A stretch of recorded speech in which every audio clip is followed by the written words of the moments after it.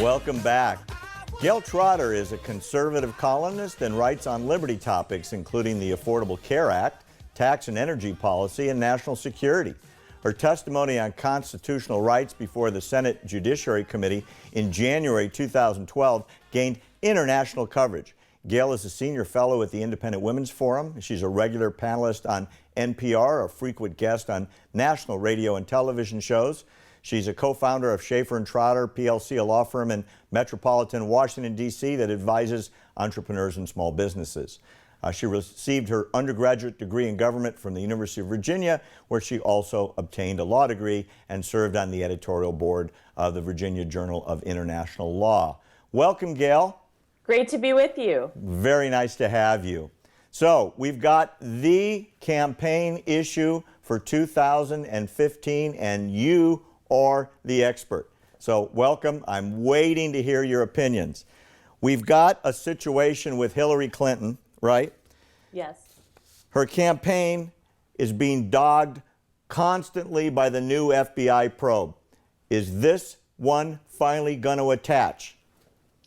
It's really fascinating that you asked that, because this FBI probe is much broader than what has gone on before. They're looking at the conduct to see if it is in coordination with a broader statute that talks about whether Hillary Clinton or any of her advisors or people on her team gave materially false statements to the FBI. They're very famous people who have been caught up in this, like Martha Stewart, Denny Hastert, and others, very high-profile people that the FBI went after for other conduct. They weren't able to get them for that conduct, but they used this material false statement statute to end up getting a conviction and, in several circumstances, getting jail time. So this is serious business. The Hillary Clinton campaign has to take this very seriously, but Hillary Clinton also has to take it very seriously, considering that she could be in grave legal jeopardy if the FBI probe shows that she violated the statute. All right, let's say, just for argument's sake, that that's exactly what happens.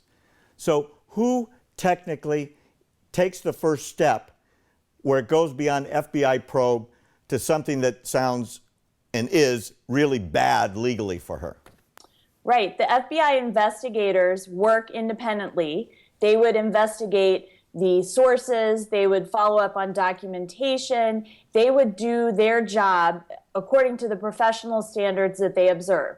Then they would take it to their supervisor, and if there was something that called for a further investigation, they would do that. And then at some point, if there was enough evidence and they thought that it should be referred to the Justice Department, the evidence and the call for a prosecution would be given to the Justice Department, which of course is headed by Attorney General Loretta Lynch, who was appointed by President Obama and confirmed by the Senate. And at that point, the Justice Department would have to decide whether to proceed with the prosecution of Hillary Clinton based on the evidence gathered by the investigators at the FBI. Well, here's where we get political and not legal.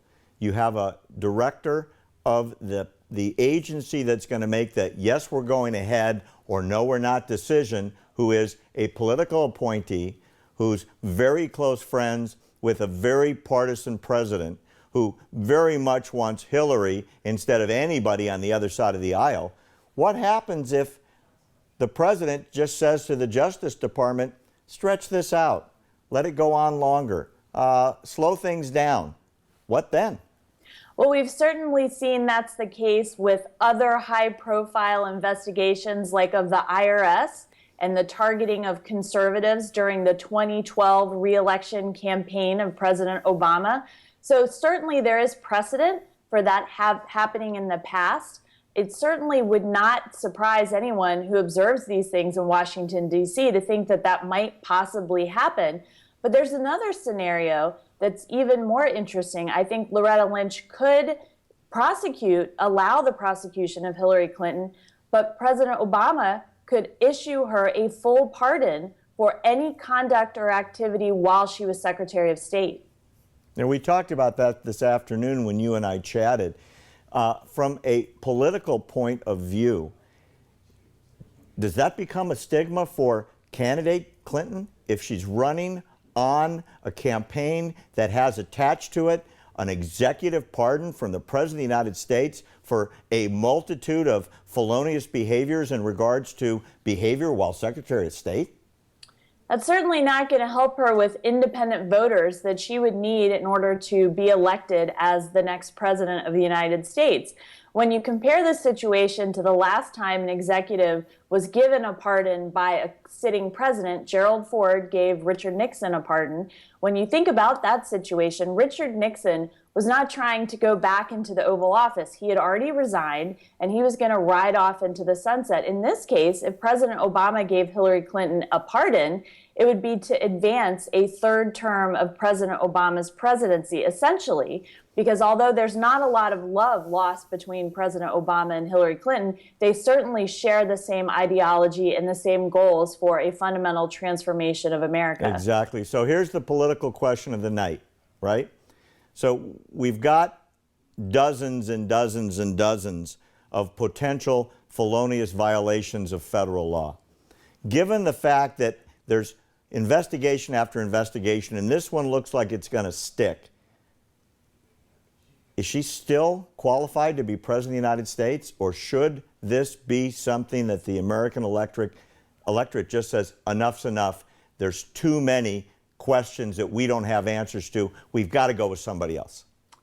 It certainly should be a complete disqualification to be the commander-in-chief.